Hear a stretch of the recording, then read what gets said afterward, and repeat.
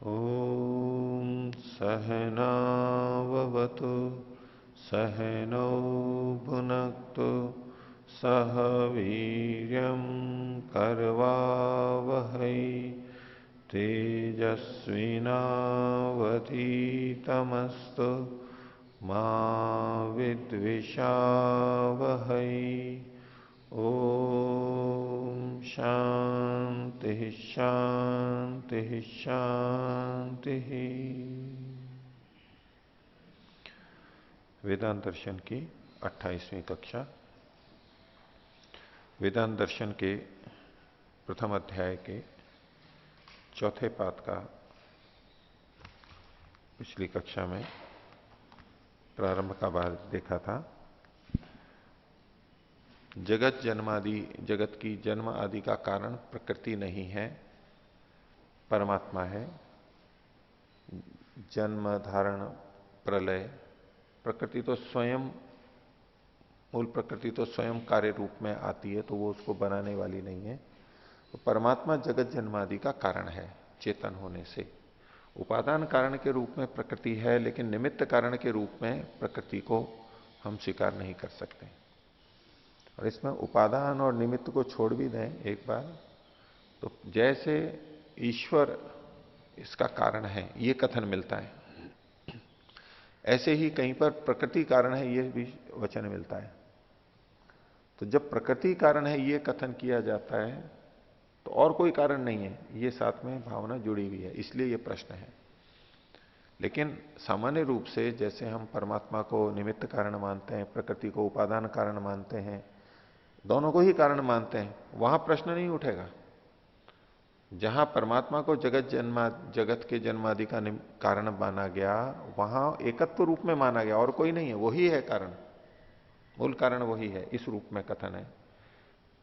और जब प्रकृति को भी कोई कहे कि प्रकृति कारण है, यानी परमात्मा कारण नहीं है, ये उसके कथन से जुड़ी हुई बात है, पीछे की बात है। प्रकृति जगत जन्मादि का कारण है, अर्थात परमात्मा नहीं है, इसलिए ये सारी चर्चा इनको चलानी हो रही है। अगर सामान्य रूप से कहते हैं कि यहां प्रकृति भी कारण है, परमात्मा को मानते हुए भी प्रकृति उपादान कारण है और परमात्मा निमित्त कारण है, तो इस चर्चा को चलाने की कोई आवश्यकता ही नहीं थी। विवाद या चर्चा इसलिए चल रही है कि वैसा मानने से सिद्धांत में भेद आ रहा है, एक मिथ्या बात निकल करके आ रही है, इसलिए ये सारी चर्चा की जा रही है। तो इसकी पृष्ठभूमि में इसको मानते हुए जो कुछ हमारी चर्चा हुई है, और यहां पर इस प्रकरण में परमात्मा ही कथन है, इसकी पुष्टि में और भी आगे बात कहेंगे। तो पिछले पाठ में से किन्हीं को पूछना है तो पूछ सकते हैं। हाँ बोलिए। ओम। आचार्य जी, पृष्ठ संख्या 86 की पहली पंक्ति, इसमें कहा है कि अशब्दम अस्पर्शम अरूपम अव्ययम।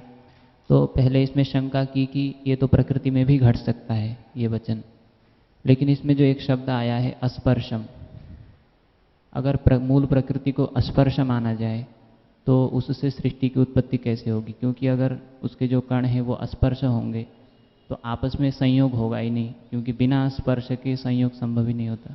ऐसा तो कोई नियम नहीं है। नहीं, फिर संयोग के लिए स्पर्श गुण का होना आवश्यक नहीं है। जैसे आत्मा और परमात्मा का संयोग है, उसके लिए उन दोनों में स्पर्श गुण होना कोई आवश्यक नहीं है।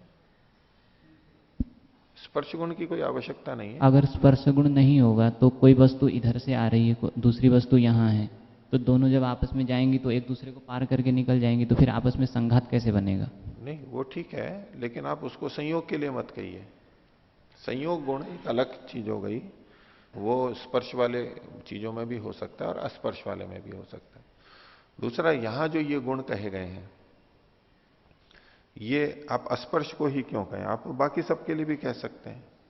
अशब्दम, अरूपम, अव्ययम, ये जो अगंधम, ये सब भी कह सकते हैं कोई दूसरे तर्क के आधार पर कि कार्य में ये गुण है तो कारण में भी होंगे। तो ये अव्यक्त के रूप में ही लेना होगा। प्रकृति के अंदर, प्रकृति का नाम ही, मूल प्रकृति का नाम ही अव्यक्त विशेषण दे दिया गया। ये गुण वहां व्यक्त नहीं होते हैं, सुप्त रूप में तो होते हैं। तो ये स्थान तो घेरते हैं, ये स्थान तो घेरते हैं। एक दूसरे को बाधित करेंगे ही, एक दूसरे के अंदर से नहीं निकल के जाएंगे, क्योंकि ये निरवयव है और एक दूसरे को बाधित करते हैं। ये गुण तो है उनमें और वो जुड़ते भी हैं, वो बिंदु आपका ठीक है। कोई सूक्ष्मता में जाके ऐसे कोई विवेचना करना चाहे तो ठीक है, इससे भी सिद्ध कर सकते हैं, लेकिन सामान्य रूप से प्रकृति में ये गुण नहीं माने जाते। बस उस स्तर पे ये बात कर रहे हैं। अब कोई यूं ही कहने लगे भाई अव्यक्त रूप में तो ये सारे गुण रहते हैं, वो रहते हैं तो ये चर्चा ही नहीं चलेगी। जिस स्थूल स्तर पे कहा जा रहा है उसी स्तर पे उत्तर भी दिया जा रहा है। जी आचार्य जी, दूसरी है 84 पृष्ठ पे भाष्य की नीचे से चौथी पंक्ति।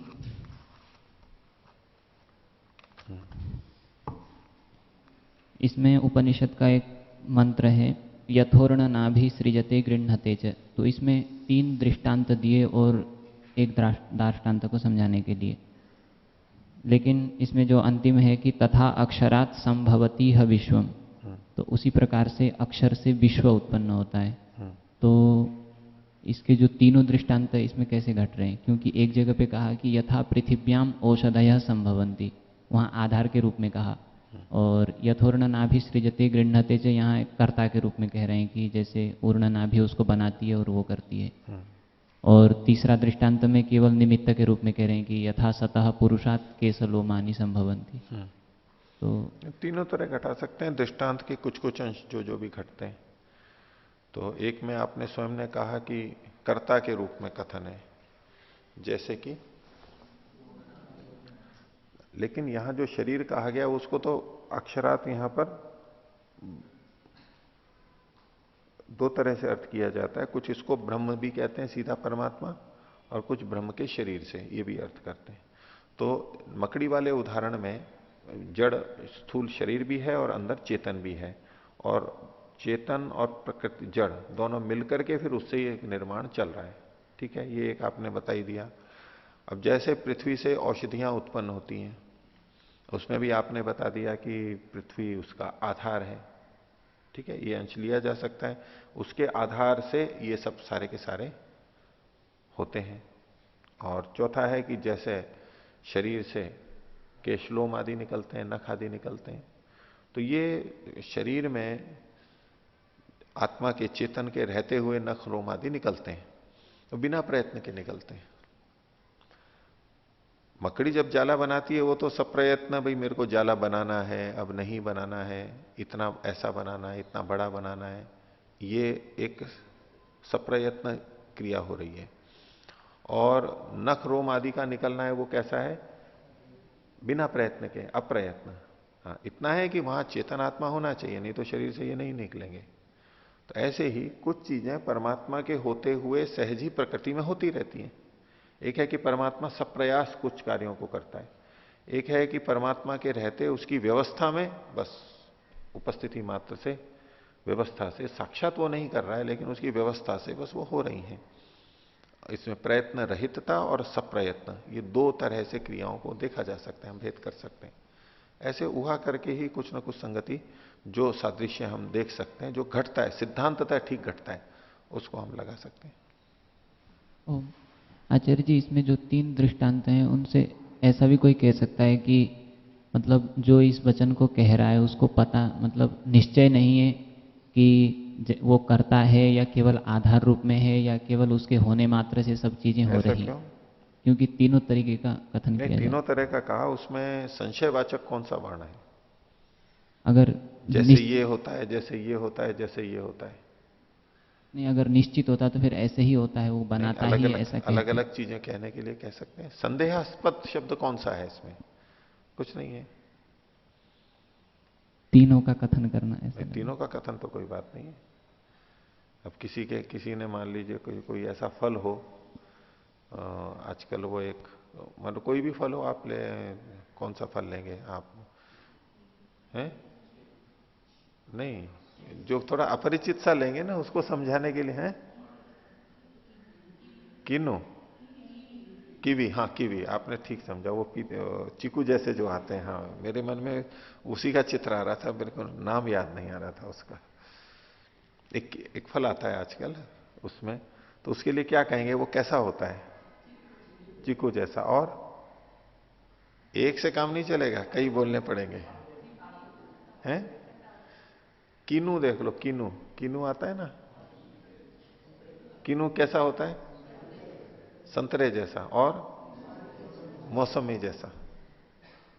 संतरे जैसा, मौसमी जैसा। और माल्टा जैसा, माल्टा जैसा। अच्छा, ये जो अपने शलजम आता है, बोले शलजम कैसा होता है?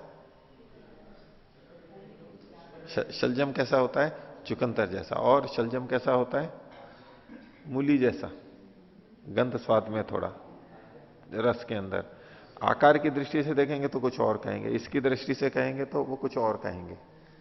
ऐसे हम उसको, कोई नया फल हो, नई मिठाई हो, उसके लिए वो कैसा होता है? यहां आपने मक्की के ढोकले खाए थे ना,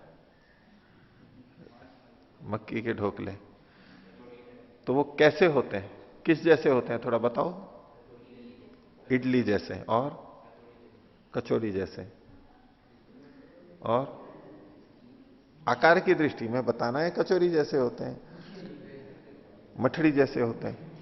हाँ, तो कुछ ना कुछ हम दूसरा कहेंगे कि वो कैसा होता है, फिर उस जैसा होता है। तो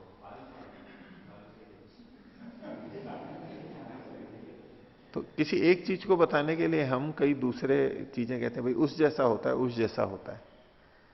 नीलगाय कैसी होती है? केवल गाय जैसी भी नहीं होती, वो गाय जैसी होती है। आप उसको हिरण जैसा भी बोल सकते हैं, ये थोड़ी गाय जैसी, हिरण जैसी। और घोड़े जैसी, गधे जैसी तो नहीं। ऐसे दो, नहीं नहीं, ऊंची होती है वो, ऊंची होती है। हैं? खेतों में रहती है ना, बहुत जगह मिल जाती है। तो खेतों में, हरियाणा के खेतों में मिल जाएगी, इधर भी मिल जाएगी, यूं ही घूमते, रोज बोलते हैं उसको। फसल को खराब कर देते हैं उनको, मतलब वो खाते हैं, उनका प्राकृतिक है, घूमते, झुंड के झुंड घूमते रहते हैं उनके, यूं ही मिल जाते हैं कहीं भी, आजकल भी मिल जाते हैं। तो किसी एक चीज को बताने के लिए हम कई उदाहरण देते हैं, क्योंकि हम ठीक ठीक एक जैसे नहीं बता सकते उसको।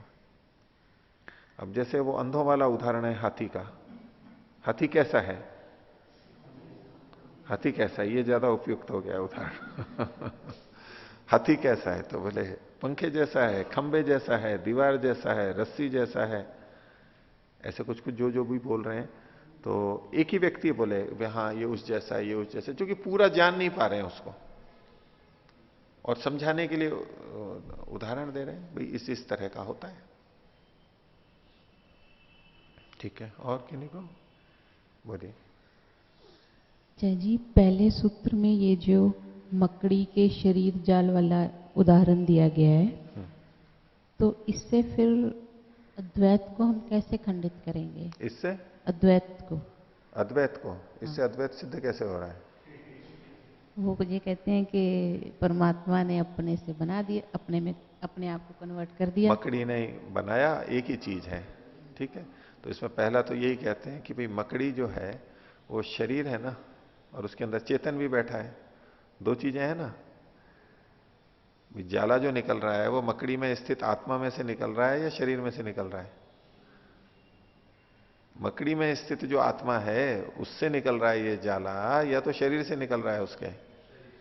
शरीर से निकल रहा है ना, वहां भी तो दो चीजें हैं। और वहां चेतन तत्व उस शरीर को प्रेरित करके और वो जाले को बना रहा है। ऐसे ही परमात्मा, ये दो चीजें हो गई ना, द्वैत हो गया ना, द्वैत हो गया ना।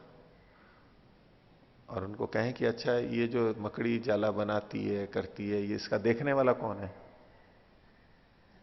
देखने वाला कौन है? उदाहरण देके बता रहे हैं ना। वो मैं न्याय दर्शन वाले उनका आचार्य जी का कह रहा था ना कि बोले ये अपनी बात को सिद्ध करने के लिए कुछ भी शुरू करें, उदाहरण देते ही लोग खंडित, वो उदाहरण दिया तो उदाहरण किस चीज, उदाहरण एक ही तो चीज है उसमें, और किस चीज का उदाहरण देंगे? अगर उदाहरण में कोई चीज ली तो वो तो द्वैत हो गया ना। ये जो मकड़ी और ये जो जाला ये परमात्मा से भिन्न है या वही है? भिन्न है तो द्वैत हो गया ना। भाई समझाना तो ब्रह्म को है कि अद्वैत को सिद्ध करना है, उसके लिए मकड़ी का उदाहरण ले लिया।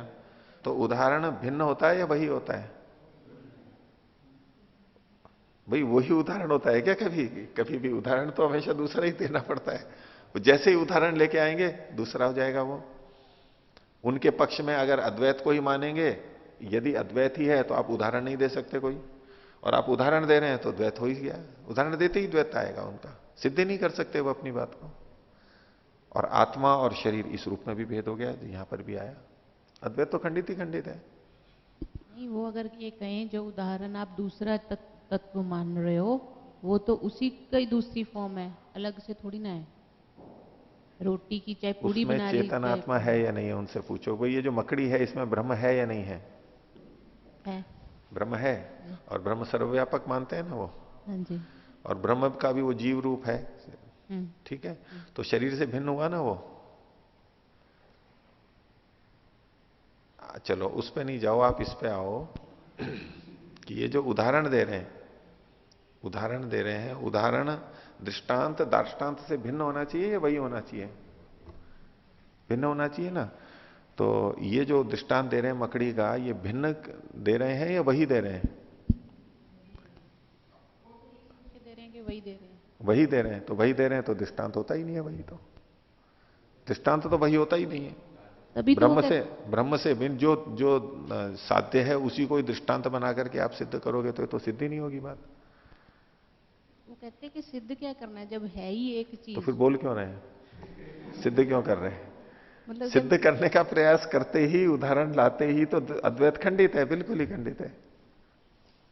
अद्वैत में दृष्टांत बन ही नहीं सकता, और बिना दृष्टांत के बात सिद्ध हो नहीं सकती। अगर ये माना जाए कि मूलभूत तत्व तो सेम है, चाहे आप दृष्टांत ले लो चाहे दृष्टांत ले लो, फिर क्या उत्तर है? मूलभूत तत्व एक है। आटा तो एक ही है, चाहे रोटी बना ली चाहे पूड़ी बना ली। नहीं, आटा तो वही है, रोटी बना लो चाहे पूड़ी बना लो, उसके बनाने वाला भी कोई है ना।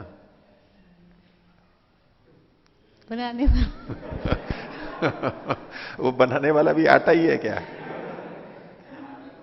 मनुष्य तो है कोई, और उस मनुष्य के भी शरीर में एक चेतन तत्व और बैठा हुआ है या नहीं? अगर आटा ही सब कुछ है तो बस आटा ही बना लेगा और कर लेगा। आटा के लिए चकला भी चाहिए, बेलन भी चाहिए, पानी भी चाहिए, और बनाने वाला भी चाहिए। आप जो दृष्टांत दोगे हर जगह खंडित होंगे। अद्वैत का है ही नहीं, उदाहरण ही नहीं बनता है। और बिना उदाहरण के, बिना प्रमाण के बात सिद्ध हो नहीं होगी। नहीं, खाने वाले को छोड़ भी दें, उससे जुड़ी भी बात है। हाँ, आप कह सकते हैं कि भाई किसके लिए बना रहे हैं ये आटा, रोटी क्यों बन रहा है, प्रयोजन क्या है? परमात्मा प्रकृति के रूप में क्यों आ रहा है, क्यों बदल रहा है? मतलब वैसे ही लीला कर रहा है। निष्प्रयोजन तो है नहीं, इसमें आएगा सूत्र आगे, वो एक अलग प्रसंग में है। लोकवत्तु लीला कैवल्यम, उसकी परमात्मा की लीला है, चल रही है बस। तो परमात्मा ब्रह्म जब अपूर्ण है, पूर्ण है, कोई कमी नहीं है, वो क्यों करेगा? तो बस क्रीड़ा कर रहा है। भी क्रीड़ा कर रहा है क्या? वो उब रहा था, बोर हो रहा था, भी बोर हो गया तो और कुछ नहीं तो तिनके ही तोड़ रहे हैं, और कुछ नहीं तो कपड़े ही मरोड़ रहे हैं, और कुछ नहीं तो कुछ भी कर रहे हैं। भाई बोर हो रहा है, भाई अपनी बोरियत हटा रहा है, ऊब को हटा रहा है, अरुचि को हटा रहा है। तो परमात्मा में कोई ऐसा मानेंगे आप, जिस ब्रह्म को इतना श्रेष्ठ मानते हैं, वो ऊब गया है अपनी स्थिति से और कुछ परिवर्तन करना चाहता है, चेंज करना चाहता है, जीवन के अंदर थोड़ा सा परिवर्तन, रस आए, थोड़ा रस आए। तो आजकल वो चेंज बहुत चलता है, बस केवल थोड़ा जस्ट फॉर चेंज, चलो होटल में खाना खाएंगे, चलो ये करेंगे। आजकल बहुत चीजें चलती हैं चेंज के नाम पे। तो परमात्मा को क्या जरूरत है चेंज करने की? अपने को आनंद स्वरूप है, और है तो आपका जो स्वरूप है परमात्मा का, वो गलत है। अगर आप ये मानते हो कि वो केवल क्रीड़ा कर रहा है, क्रीड़ा व्यर्थ कर रहा है, पहली बात तो उसको जरूरत नहीं है। और दूसरा, अगर वो कर रहा है, निरर्थक कर रहा है, बस वैसे ही कर रहा है, नहीं उसको अपने लिए जरूरत नहीं, बस वैसे ही कर रहा है, तो निरर्थक क्रिया कर रहा है, ऐसे ही व्यर्थ कर रहा है। बोले खाली बैठे हुए हो तो और कुछ नहीं। अब प्रेरणा के लिए है वाक्य तो वैसे कि खाली नहीं बैठना चाहिए, अगर कोई काम नहीं है तो अपने कपड़े फाड़ के और सिलते रहो, लेकिन खाली मत बैठो। अब भाई उसका क्या प्रयोजन है, अपने कपड़े फाड़े और फिर सिले, और हानि हो रही है वैसे तो, पर चलो। और नहीं तो इधर से गड्ढा खोद के मिट्टी को इधर निकालो और फिर निकाली हुई मिट्टी को वापस उसमें रख भर दो, निठल्ले मत बैठो। अब वो वक्ता का अभिप्राय है कि भाई निठल्ले मत बैठो, उसका ये मतलब नहीं है कि उदाहरण देके आप ऐसा करो। वक्ता का तात्पर्य इस बात में नहीं है कि आप कपड़े फाड़ के सिलो, वाक्यार्थ बोध हम स्वयं समझ लेते हैं, उसका तात्पर्य केवल यह है कि आप निठल्ले मत बैठो, निरर्थक काम करो, ये उसका प्रयोजन नहीं है, और कुछ नहीं, ये भी कर लो लेकिन खाली मत बैठो, ये अर्थवाद है, अतिशयोक्ति में कथन है। तो परमात्मा निठल्ला बैठ नहीं सकता और कुछ नहीं है, तो चलो प्रकृति को ही बनाओ, तो उसके लिए ऐसा नहीं है, निरर्थक काम नहीं करेगा वो। जो ज्ञानवान है निरर्थक काम क्यों करेगा? तो खंडित ही नहीं, खंडित ही खंडित है तो ठीक है। और कुछ बोलिए। आचार्य जी, इसी प्रश्न पर आपने जो दो समाधान दिए थे, इसमें जो दूसरा है दृष्टांत जो है दाष्टांत से भिन्न होना चाहिए, दृष्टांत दाष्टांत से भिन्न होना चाहिए, वो चीज यहां समझ में नहीं आया मुझे, इस प्रकार। मकड़ी वाला उदाहरण लिया इन्होंने। मकड़ी जाले को बनाती है और अंदर अपने अंदर ले लेती है। इसको ये क्या कहना चाहते हैं कि परमात्मा के अंदर से ही ये संसार बना है और उसी में विलीन हो जाएगा, ये कहना चाहते हैं ना ये ऐसा। तो परमात्मा से संसार बना और संसार वापस परमात्मा में चला जाता है, इसको समझाने के लिए किसी और को लेना पड़ेगा ना, उसके लिए मकड़ी और जाले का उदाहरण लिया। तो ये उस परमात्मा से ब्रह्म से भिन्न एक चीज हो गई ना, भिन्न। अथवा ये भी ब्रह्म ही बना रहा है, ब्रह्म ही अपने अंदर ले रहा है, ये जो मकड़ी जाला बना रही है ब्रह्म ही जाले को बना रहा है और अपने अंदर ले रहा है, वही है क्या? अलग है ना, तो अलग मानते ही तो द्वैत आ गया। और यदि वो ये कह देता है कि वही है, तो आपका मूल प्रश्न तो ये था कि वही दृष्टांत दृष्टांत एक कैसे हो सकते हैं। तो अगर वो कहता है नहीं ये भी वही है, क्योंकि उसको ये डर लग रहा है कि मैंने अलग कह दिया तो अलग कहते ही तो द्वैत सिद्ध हो जाएगा, तो बोले नहीं ये भी वही है, तो वही है तो वो दृष्टांत नहीं बन सकता, उसके लिए तो कुछ और चीज लेनी पड़ेगी। ठीक है, आगे चलते हैं। बोलो। ओम। आचार्य जी, ये जो पूर्ण नाभि का दृष्टांत है, उसमें जब वेदांती लोग ऐसा दृष्टांत देते हैं तो उसका खंडन करने के लिए कहते हैं कि उसके अंदर जीव भी है। तो दो चीजें हो गई जो इस ढंग से जो खंडन किया जाता है, एक तो आपने बताया वो अलग ढंग से, लेकिन इस ढंग से जब खंडन किया जाता है तो वो छल माना जाएगा ना, क्योंकि वो पूर्ण नाभि का मतलब पूरा उस शरीर को ले रहे हैं और उससे उत्पन्न हो रहा है उसी में जा रहा है, न कि वो अंदर जीव आदि को ले रहे हैं। ठीक तो है, उस दृष्टि लेकिन से उनसे हम पूछेंगे कि भाई इसको मकड़ी को आप चेतन मानते हो जड़ मानते हो? जड़ तो नहीं कहेंगे ना, एक मकड़ी मरी हुई हो और एक जिंदा हो, उसमें अंतर तो कहना ही पड़ेगा ना, ये तो प्रत्यक्ष का अपलाप कैसे करेंगे? चेतन ही कहेंगे। कोई चेतन है तो ये मकड़ी का शरीर अपने आप बना रहा है या अंदर का चेतन आत्मा की प्रयत्न प्रेरणा से बन रहा है? ये मरी हुई मकड़ी नहीं बनाती है, जिंदा मकड़ी करती है, उसमें जो ये अंतर है। तो वो लोग भी आत्मा को मानते ही है ना, वहां पे चेतन तत्व को, अंतर यही कहेंगे। तो वो मान रहे हैं, इसलिए हम कह देते हैं कि भाई यहां भी देखो दो चीजें हैं, प्रकृति और उसमें उसकी चेतनता, यानी मकड़ी और मकड़ी के अंदर तत्व।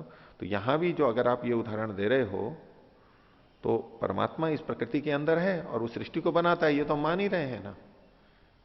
इस मकड़ी वाला उदाहरण अमान्य थोड़ा है, ये तो उपनिषद का वचन है, ये सारे के सारे उदाहरण तो सिद्धांत पक्ष में मान्य है, ये कोई अद्वैत का ही उदाहरण तो नहीं। इस दृष्टांत को वो अद्वैत की सिद्धि के लिए देते हैं, हम कह रहे हैं कि भाई ये दृष्टांत अद्वैत की सिद्धि नहीं करता। दृष्टांत तो है, दृष्टांत का खंडन नहीं कर रहे हैं, दृष्टांत से जो अद्वैत की सिद्धि की जा रही है वो उसका निषेध कर रहे हैं। तो ठीक है, दृष्टांत तो बनता ही है, परमात्मा सृष्टि के अंदर रहता है, इसी में से ही वो बना देता है और इसी में विलीन कर लेता है समझाने के लिए, ठीक है। आगे देखिए, तो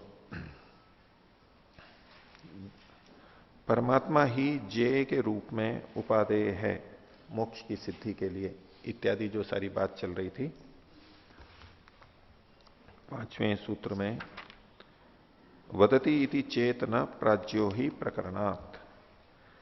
अब इसी प्रसंग में जो पीछे हमने 5वें सूत्र में एक वचन के ऊपर जो चर्चा हुई थी, अशब्दम, अस्पर्शम, अरूपम, इसी पे जिस पे हम अभी भी चर्चा कर रहे थे, उसको लेते हुए कोई यदि कुछ और ढंग से व्याख्या करें कि बोले इससे हम तीनों का ग्रहण कर लेंगे।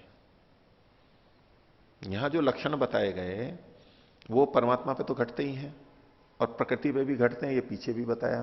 बोले जीवात्मा पे भी घटते हैं, जीवात्मा भी अशब्दम, अस्पर्शम, अरूपम, अव्ययम, अरसम, नित्यम, अगंधवच्च, अनाद्यनंतम, ये सारे लक्षण तो उस पर भी घटते हैं।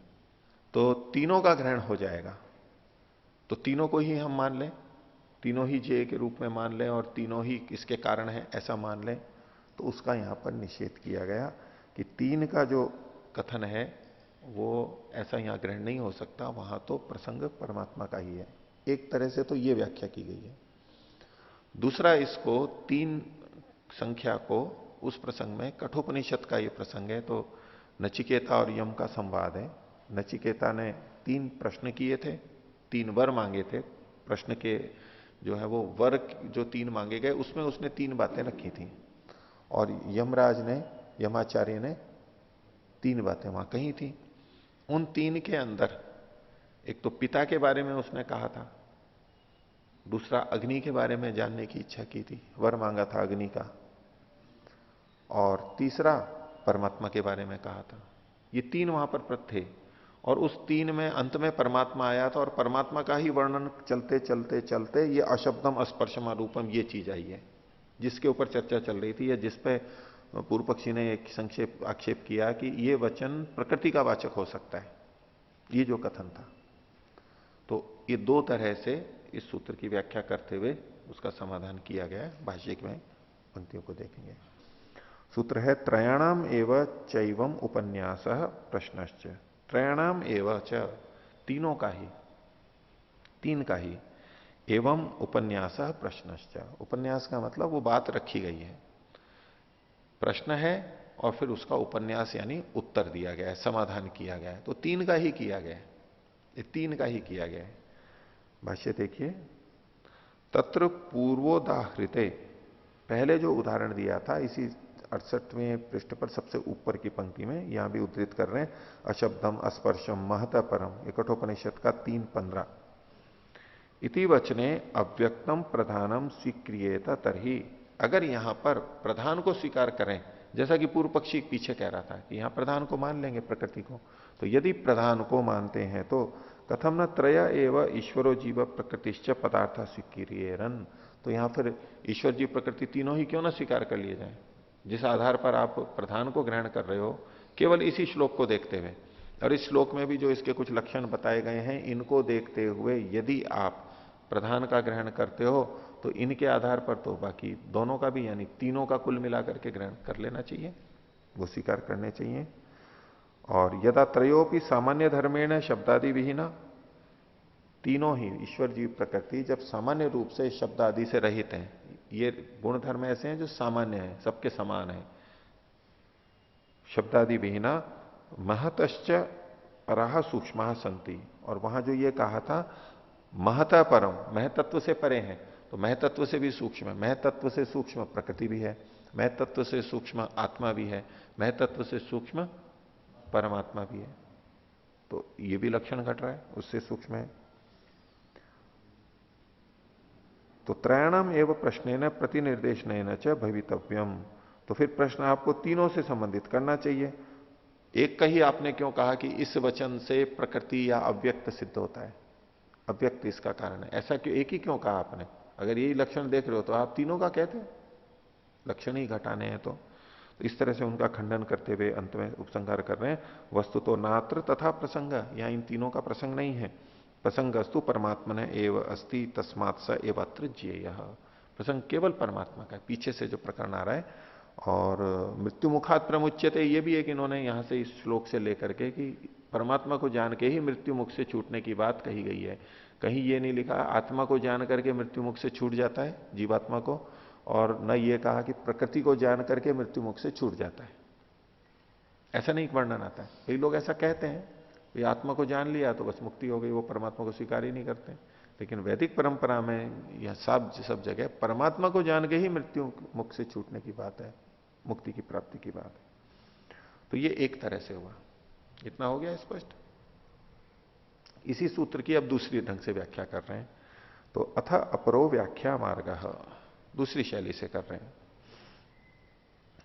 क्या कर रहे हैं? अत्र कठोपनिषदि नचिकेतसो वर विषय का प्रश्न, नचिकेता के वर से संबंधित प्रश्न थे।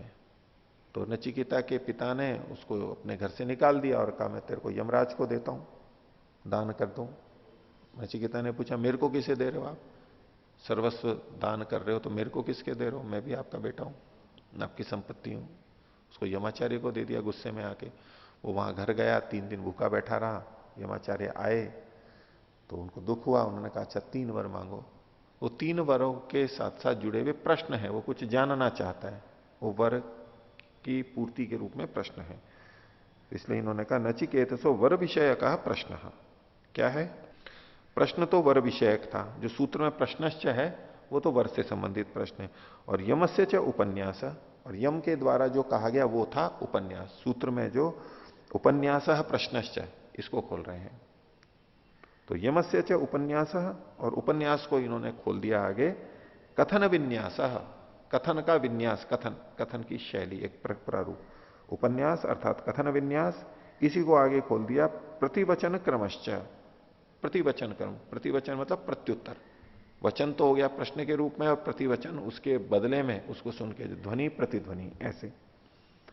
त्रयाणाम संबंधे, 3 विषयों के संबंध में है। वो कौन से हैं? अर्थात प्राण रूपे पितरी, प्राण रूप में पिता से संबंधित। अहम आत्मा के अग्नौ अहं ज्योतिषी, अहम आत्मा का तो मेरा जो स्वरूप है, यानी उसका यमा का, उस रूप में आत्मा का, अहम आत्मा के अग्नौ अहं ज्योतिषी, और परमात्मनि च इति, और परमात्मा में तेषां विषय प्रश्न समाधानम च विद्यते। वहां प्रसंग में प्रश्न और समाधान कहा गया है। ये जो हम ऊपर वाला श्लोक देख रहे थे अशब्दम अस्पर्शम वाला, ये भी कठोपनिषद 3:15 का है।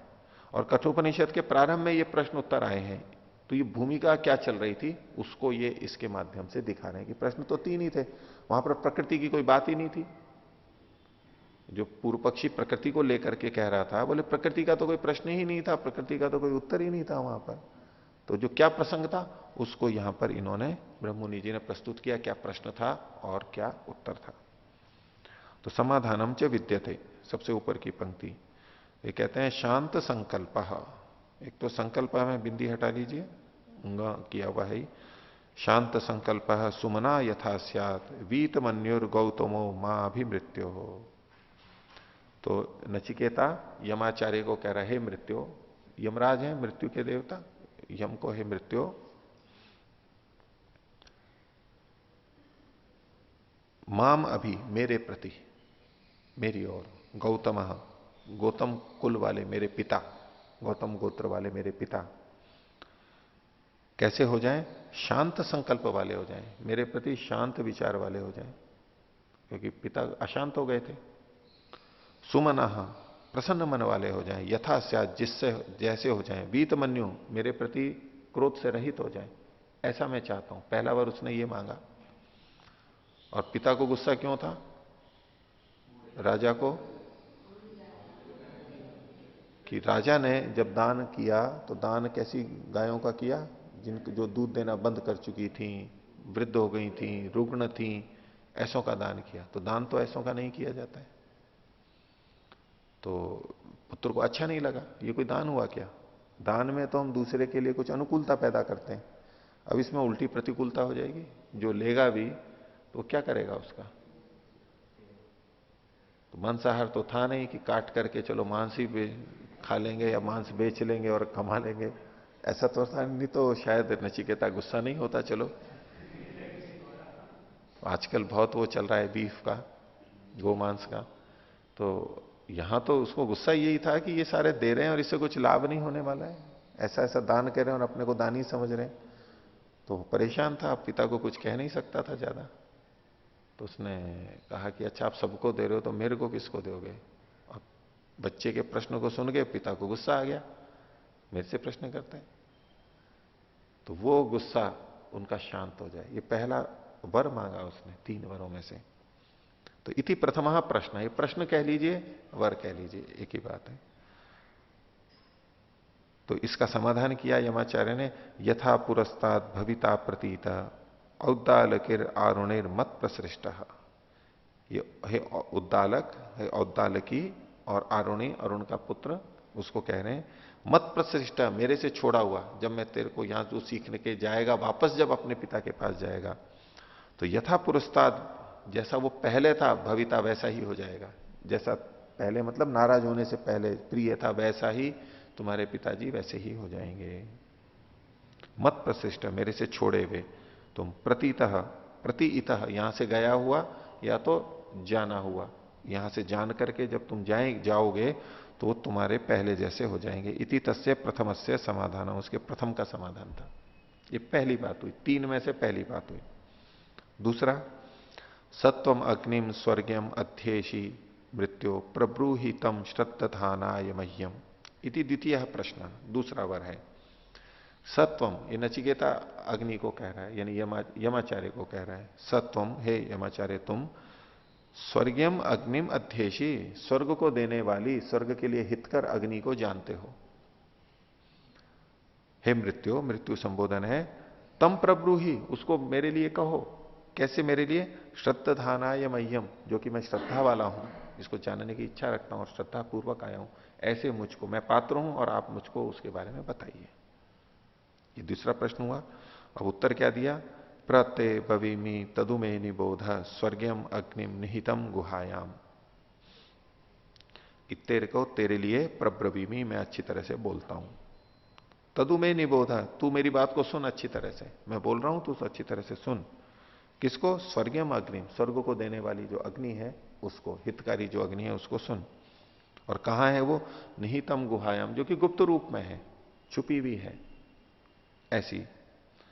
इति तस्य समाधानम, ये दूसरे का समाधान किया।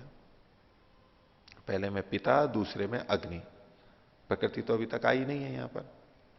तीसरा, ये यम प्रेते विचिकित्सा मनुष्य अस्ति इति एके नायम अस्तिति चैके एतद विद्याम अनुशिष्टस्त्वयाहम। तो जो यह है, प्रेते का मतलब है मरने के बाद में, विचिकित्सा यानी संशय होता है। क्या संशय होता है? कोई मर गया है तो किसी मनुष्य के विषय में, अस्तिति एक है, नायम अस्तिति एक है, कोई कहते हैं कि ये है अभी भी, कोई कहता है कि नहीं है अब। एक तो मरने के बाद में बस अब सब कुछ समाप्त हो, कुछ भी नहीं है, आगे कुछ भी नहीं है। एक है कि नहीं, मर तो गया है, शरीर से तो मर गया, लेकिन अभी भी है वो आत्मा। तो कोई ये कहता है, कोई ये कहता है, उसमें विचिकित्सा है, संशय है। एतद विद्याम अनुशिष्टस्त्वयाहम, तो एतद विद्याम, मैं इसको जानूं, इसके बारे में जानूं, मृत्यु के बाद में क्या होता है। त्वया अनुशिष्ट अहम, तेरे द्वारा बताया गया, सिखाया हुआ मैं इस बात को जानूं। दूसरा और था इसी से जुड़ा हुआ, अन्यत्र धर्मात अन्यत्र अधर्मात। ये जो पीछे वाला था ये तो आत्मा परक है, उससे जुड़ी हुई बात फिर आगे कहते हैं, अन्यत्र धर्मात, जो धर्म से भिन्न है, यानी धर्म से रहित है। अन्यत्र अधर्मात, जो अधर्म से भी रहित है, धर्म अधर्म दोनों से जो रहित है, पाप पुण्य से दोनों से जो रहित है, यानी निष्काम कर्म करने वाला, ऐसा वो परमात्मा। यत तत्पश्यसी तद्वद, जिसको तुम देखते हो, तुम जानते हो, उसके बारे में मुझको बताओ। इति तृतीय प्रश्न, ये तीसरा प्रश्न आत्मा परमात्मा के संदर्भ में किया, मुख्य रूप से परमात्मा के बारे में अंत में बनेगा। और इसका उत्तर यमाचार्य ने दिया। वो कौन है? तो सर्वे वेदा यत पदम आमनंती, सारे वेद जिस पद को, जिस परम पद को बार बार कहते हैं, जिस श्रेष्ठ तत्व को बार बार कहते हैं। ओम इति एतत्, वो ओम है, यानी ओम शब्द वाच्य, ओम के द्वारा जिसको कहा जाता है वो, यानी परमात्मा। तो ये उसका समाधान हुआ। तो तस्मात् न अव्यक्तम प्रधानम जेयत्वेन उपादीयते, जे के रूप में यहां पर अव्यक्त को कहा ही नहीं गया। उसने तीन चीजें, तीन वर मांगे, कुछ चीज जाननी चाहिए, उसमें अव्यक्त को तो, प्रकृति को तो जानना चाहा ही नहीं है। तो तस्मात् न अव्यक्तम प्रधानम जेयत्वेन उपादीयते अत्र अध्यात्म ग्रंथ है। इस अध्यात्म ग्रंथ में, इस अध्यात्म ग्रंथ में विशेष रूप से कठोपनिषद में, जिसके वचन को लेकर के पूर्व पक्षी अव्यक्त का कथन कर रहा था कि अव्यक्त जानने योग्य है, अव्यक्त इसका कारण है, तो यहां प्रसंग में अव्यक्त है ही नहीं। तत्र तो अंतिम तृतीय प्रश्न प्रसंगतस्य परमात्मन एव स्वरूप प्रतिपादन परम वचनम तद्यदुक्तम। यहां पर तो तृतीय प्रश्न के प्रसंग से परमात्मा का ही स्वरूप प्रतिपादन किया जा रहा है। किस वचन से? जो कि पहले का अशब्दम अस्पर्शम महतः परम। अब ये जो वचन था ये कठोपनिषद का 3:15 था। इससे पहले के वचन कहां थे? एक थे 1:10, 1:11, फिर 1:14, फिर 1:20, फिर 2:14, 2:15। अब इसके बाद में ये 3:15। तो जिस वचन पे हमारी चर्चा चल रही है उसमें पीछे से 3 बातें आते आते परमात्मा का प्रसंग चल रहा है और वहां ये कहा गया है। तो इससे सिद्ध होता है यहां अव्यक्त का तो वैसे भी कोई बात नहीं है, 3 चीजें अलग ही हैं। इसका व्याख्या हुई। तो त्रयाणाम एवं चैवम उपन्यास प्रश्नश्च, 3 ही बातों का तो यहां पर प्रश्न और उपन्यास है। अव्यक्त का तो यहां है ही नहीं। इससे ये ध्वनि इसके साथ साथ में अव्यक्त का तो यहां कथन है ही नहीं, इन 3 का ही तो यहां पर कथन है। यहाँ जो दूसरा प्रश्न है अग्नि के लिए, वो अग्नि जीवात्मा ले रहे? जीवात्मा भी लेते हैं कई जने, अहम आत्मा के अग्नो इति, और बाकी वो अग्नि त्रिनाचिकेत अग्नि जो है वहां पर जो दिखाई देती है जिसमें आहुतियां आदि देते हैं, उस अग्नि का भी वर्णन है। ये काफी रूपक के रूप में है और कई भिन्न भिन्न तरह से इसके अर्थ किए जाते हैं। अग्नि मतलब वो अग्नि वैसी भौतिक अग्नि के रूप में, ये जो यज्ञादि है जो कि स्वर्ग को देने वाली है, स्वर्ग का साधन है, स्वर्ग कामो यजेता, इस संदर्भ में देख लीजिए इसको। निहितम गुहायाम जो कहा उसी के लिए अंदर छिपी भी है, अंदर छिपी हुई है, वो परमात्मा के प्रति भी आ जाता है। जो हम पीछे देख रहे थे, गुहा में है, एक दहर में है, वो आत्मा के लिए भी कथन में आ सकता है, अग्नि के लिए भी। अग्नि जैसे कि लकड़ी के अंदर अग्नि है, और भी जगह पे अग्नि है, तो वो कैसे गुहा में निहित है, प्रकट थोड़ा ना हो रही है, छुपी भी है। गुहा में निहित है मतलब छुपी भी है, लकड़ी में और में सब जगह है, परमाणुओं में है। आधुनिक विज्ञान की दृष्टि से देखेंगे तो सब जगह, हर परमाणु में कितनी ऊर्जा है, कितनी अग्नि तत्व तो है, वो ऊर्जा, प्रकाश, ताप, ये जो सारा है ये अग्नि तत्व ही है। वो कितना अधिक भरा हुआ है उसके अंदर, सूर्य से आ रहा है, ये सारा अग्नि तत्व आ रहा है, कितना भरा हुआ है उसके अंदर, छुपा हुआ है उसमें। ये सारी जितनी भी जड़ चीजें हैं उन सब के अंदर ही छुपा हुआ है, ऊर्जा बहुत भरी पड़ी है अंदर।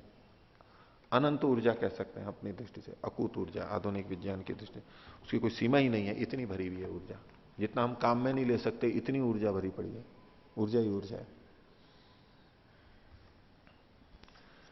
अब इसी बात की पुष्टि के लिए और आगे कथन कर रहे हैं। 7वां सूत्र, महद्वच्च। तो महत मतलब बड़ा, या दूसरे ढंग से भी अर्थ करेंगे, या 2 तरह से इसकी व्याख्या करेंगे। भाष्य देखिए, यच्च अशब्दम अस्पर्शम अनाद्यंतम महता परम। श्लोक वही उठा रखा है अभी भी प्रसंग में। इसमें जो महता परम कहा गया है, अत्र महता परम उक्तम, महता परम ये कहा गया कि ये जो है ये किसे महत से भी परे है। तदत्र महत शब्दों महद्वत इति विज्ञेयम। अनाद्यंतम महता परम, या जो महत शब्द है ये महत्वत इस अर्थ में लिया जाना चाहिए। महत्वच्च, सूत्र में जो महत्वत कहा गया है, इनका कहना है कि वहां जो कठोपनिषद में महत शब्द है उसका महत्वत अर्थ लेना चाहिए। कैसे लेना चाहिए? तो यहां महत्वत का मतलब है महत्वाला, महत्वाला, यानी मतु प्रत्यय लगा करके इसको महत्वत, महत्वाला, इस तरह से अर्थ किया। इति विज्ञेयम, क्यों? तत्र महतः परम इत्यत्र महद्वतः परम, महत से परे, इसका मतलब है महत वाले से परे। इसको खोल दिया इन्होंने महत परिमाणवतः, महत जो है वो परिमाण है, महत वाला मतलब महत परिमाण वाला, जो महत परिमाण वाला है उससे भी परे। महत परिमाणवतः, वो महत परिमाण वाला क्या है? तो बोले व्योमनः परम इति ज्ञातव्यम। व्योम यानी आकाश से भी वो परे है। महत परम मतलब महत परिमाण वाले से भी परे है। महत परिमाण वाला व्योम आकाश, एक सामान्य रूप से हम उसको सर्वव्यापक मानते हैं और कई बार उसको और परमात्मा को समान सर्वव्यापक मानने लगते हैं। आकाश भी सर्वव्यापक है, परमात्मा भी सर्वव्यापक है, तो दोनों एक ही जैसे हुए। लेकिन यहां किस तरह से कहा जा रहा है? वो महत से भी परे है। जिसको हम महत कहते हैं, महत परिमाण वाला कहते हैं, आकाश कहते हैं, व्योम कहते हैं, ये उससे भी परे है। अर्थात ये इतना बड़ा होते हुए भी, महत इतना बड़ा होते हुए भी परमात्मा से बड़ा नहीं है। परमात्मा तो उससे भी परे है, क्योंकि ये प्रकृति से बना हुआ है, सीमित है उस दृष्टि से। तो महत्वतः परम, महत परिमाणवतः व्योमनः परमिति ज्ञातव्यम। अपने और अपनी पुष्टि के लिए वेद का प्रमाण दे रहे हैं। यथा च वेदे व्योमनः परः परमात्मा निर्दिष्ट। वेद में साक्षात व्योम से परे परमात्मा को कहा गया है। ये महत्वतः से इन्होंने व्योमनः जो शब्द लिया इसलिए क्योंकि वो शब्द वेद के अंदर पढ़ा हुआ है। ऋग्वेद का मंत्र है, पहले भी आया है, तुमस्य पारे रजसो व्योमनः। हे ईश्वर, तू अस्य रजसः व्योमनः पारे। रज कहते हैं पृथ्वी आदि को। पृथ्वी आदि जो लोक हैं इनको रज नाम से कहा गया, रजांसी। रज क्यों कहते हैं इनको? आकाश में देखेंगे तो ये सारे छोटे छोटे धूल के कण ही तो दिखाई देते हैं। रात को जब हम तारों को देखते हैं, तारे तो चलो फिर भी मोटे थोड़े बड़े दिखाई देते हैं। जिसको हम आकाश गंगा कहते हैं, वो एक दूधिया सा प्रकाश और वो फैला हुआ दिखता है, वो छोटे छोटे छोटे छोटे छोटे छोटे, वो क्या यूं ही लगता है ना जैसे आकाश के अंदर धूल है, कण है छोटे छोटे छोटे। ऐसा ही तो दिखता है ना मोटे तौर पे पृथ्वी से, बस धूल के कण है ये। वैसे बड़े बड़े हैं लेकिन कुल मिला के पूरे विश्व को देखेंगे, सबको देखेंगे तो छोटे छोटे। रज सह, रज मतलब इन्हीं के नाम के लिए, तो पृथ्वी आदि लोकों से जो परे है। और व्योमनः जो आकाश से भी परे है, तुम उससे भी परे हो। तो व्योम से परे परमात्मा को यहां पर सीधे वेद में कहा गया है। इसलिए अनाद्यनंतम महता परम करके जो कथन किया गया, वो महता का मतलब महतत्व नहीं है। ये जो व्याख्या कर रहे हैं इसके अनुसार महत का मतलब महतत्व नहीं है, क्योंकि वहां पर हमने महत से परे इस व्याख्या को करते हुए तीनों का ग्रहण कर लिया था। जो महतत्व से परे है, महतत्व से सूक्ष्म है, यानी महतत्व से परे मूल प्रकृति भी आ गई, महतत्व से सूक्ष्म आत्मा भी आ गया और महतत्व से परे सूक्ष्म परमात्मा भी आ गया। ठीक है, सूक्ष्मता की दृष्टि से। लेकिन जब हम यहां महता का मतलब महदवतः करेंगे, महत परिमाण वाला, जो उससे भी परे है, अब कौन आएगा? आत्मा तो नहीं आ सकता। आत्मा उस आकाश से भी परे है ऐसा तो है नहीं, वो तो छोटा एक देशी है। अब इसमें केवल परमात्मा आएगा जो उससे भी परे है, व्यापक है। ये एक व्याख्या हो गई। अब कहते हैं अपरो व्याख्या मार्ग, दूसरी व्याख्या की शैली है इसी। और यह है महत्वतः में जो वत दिखाई दे रहा है वो प्रत्यय के भेद से है। एक में मतुप वाला हमने पीछे देखा, अब वती लगा लेंगे, सदृश अर्थ वाला, उसके समान, महत के समान। अब ये समान अर्थ लेके कर रहे हैं। अपरो व्याख्या मार्ग है महदवच्च महदवत इत्यत्र वत प्रत्यय सादृश्य विज्ञेय। वत मतलब वती प्रत्यय, सादृश्य में समानता में जानना चाहिए। चकारश्च न इति अनुकर्षणार्थ। और जो महदवच्च है, च पीछे से नकार को ग्रहण करने के लिए है। वदति चेत न प्राज्यो ही प्रकरणार्थ। पांचवें सूत्र में जो न शब्द पढ़ा गया है उसका यहां पर अनुकर्षण कर रहे हैं, खींच रहे हैं। तो न इति अनुकर्षणार्थ तदा सूत्र से अयम अर्थो जातो। अब ऐसा करने पे सूत्रार्थ क्या होगा वो अब बता रहे। एक तो न ले लिया और एक वत मतलब सदृश अर्थ को ले लिया, महत के समान। तो क्या अर्थ बनेगा? अव्यक्तम प्रधानम न जगत जन्मादे स्वतंत्रम कारणम मोक्षार्थम वा ज्ञेयम। न से पहले निषेध किया गया, आपका कथन ठीक नहीं है। क्या कथन ठीक नहीं है?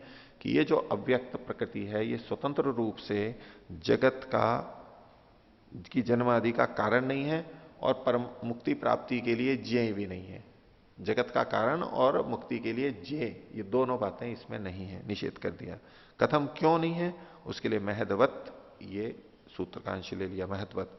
यथा ही महत तत्वम जगत जन्मादे न स्वतंत्रम कारणम, महत के समान। अब यहां महत का मतलब महतत्व लिया हुआ है, मूल प्रकृति से जो पहला तत्व उत्पन्न होता है महतत्व, उसका ग्रहण है।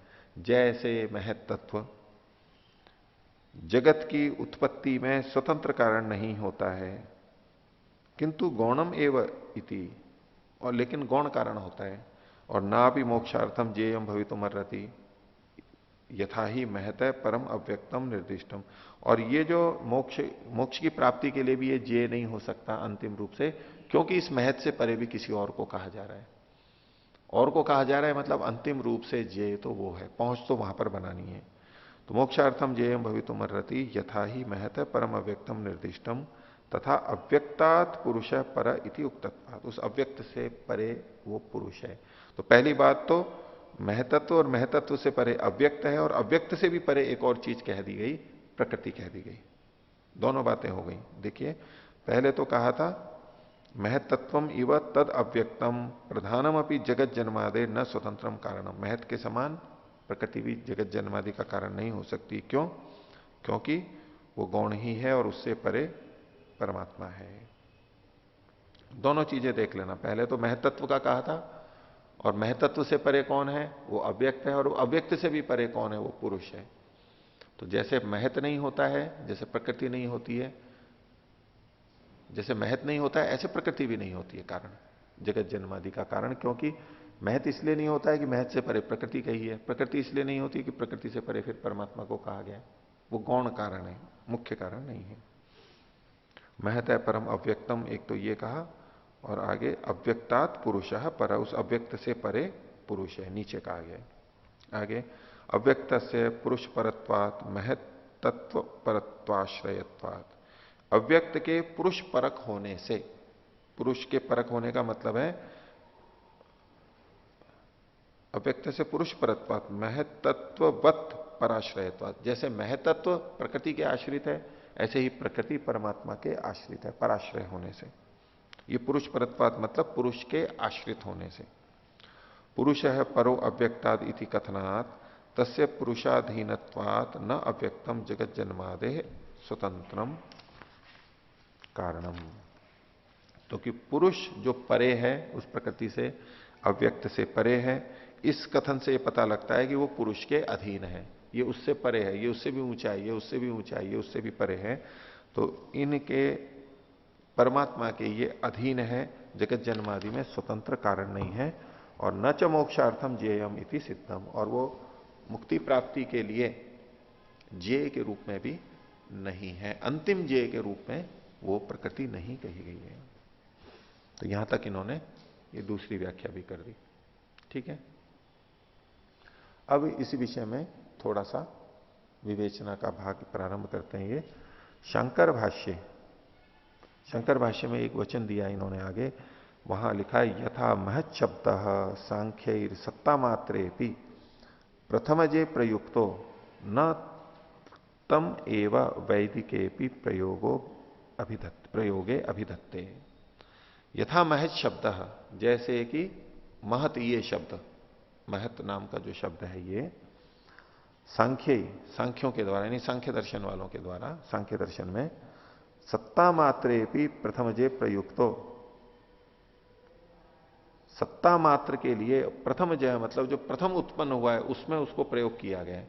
क्योंकि अव्यक्त से महतत्व उत्पन्न हुआ तो वो सबसे पहले वही उत्पन्न हुआ, तो वो प्रथम जय है। और सत्ता मात्र क्यों कहते हैं? क्योंकि अव्यक्त थी, प्रकृति अव्यक्त थी उस समय, जैसे कि उसकी सत्ता ही नहीं थी। ये अभिव्यक्ति की प्रथम बात आई है, महतत्व जो है वो प्रथम अस्तित्व में आया है, व्यक्त हुआ है। तो व्यक्त हुआ तो उसकी सत्ता प्रतीत होने लगी, इस दृष्टि से उसको सत्ता मात्र कहा। उसमें भेद नहीं उत्पन्न हुआ है अभी, प्रकृति से बस सत्ता मात्र में आया है, और अब उसके भेद बनेंगे और अन्य चीजें भिन्न भिन्न बनती चली जाएंगी। लेकिन जो पहला बना है वो सत्ता मात्र है, बस अभिव्यक्त मात्र हुआ है, व्यक्त हुआ है केवल। तो सांख्य सत्ता मात्रे भी प्रथम जय प्रयुक्त, महत शब्द जैसे उसके लिए प्रयोग किया गया था, जो सत्ता मात्र है और प्रथम उत्पन्न हुआ है उसके लिए जैसे महत शब्द प्रयोग हुआ था, न तम एवा, उसी महत शब्द को वैदिक एपी प्रयोगे अभिधत्ते, वैदिक प्रयोग में भी उसको स्वीकार नहीं करते हैं। इति यद व्याख्यातम, ऐसी जो उन्होंने व्याख्या की है, ये जो यहां पर शब्द किया है ना उन्होंने, महद बच्च, महत के समान, जैसे सांख्य शास्त्र में महत शब्द को प्रथम कथन किया गया है, ऐसे वैदिक उसमें प्रयोग नहीं किया गया, ये इन्होंने लिखा। तो इति यद व्याख्यातम तद असंगतम एवं, ये व्याख्या ठीक नहीं है। क्यों नहीं है?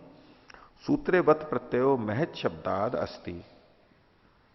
अब ये वत प्रत्यय जो लिया है सदृश अर्थ में लिया है, वती जो अर्थ किया जा रहा है, तो महत के समान, तो ब्रह्ममुनि जी कह रहे हैं कि ये जो वत प्रत्यय है ये महत शब्द से किया हुआ है, तो सदृश किसके साथ जुड़ेगा? महत के समान। महत शब्दाद अस्ति न तो सांख्य शब्दाद अस्ति, सांख्य शब्द के साथ में वत नहीं है कि जैसे सांख्य में वैसे ही वैदिक में नहीं किया गया, ये जो कथन किया गया, तो जैसे सांख्य में वैसे वैदिक वैदिक शब्दों में। अब ये जैसे शब्द लगा दिया इन्होंने सांख्य के साथ में, जैसे होना चाहिए जैसे महत, महत के समान ऐसा होना चाहिए, तो सदृश अर्थ को उन्होंने दूसरी तरफ से ले लिया। तो महत शब्दाद अस्ति न तो सांख्य शब्दाद अस्ति, ये ना यथा सांख्य इति कल्पित है, जिससे कि ये यथा सांख्य ही, सांख्यों के जैसे, जैसे सांख्यों ने के द्वारा किया गया उसी तरह से, ये अर्थ संगति ठीक नहीं है, महत के साथ ही इसको लगाना चाहिए। तो ये 7वां सूत्र समाप्त हुआ, इतना ही रखते हैं। प्रणव ध्वनि।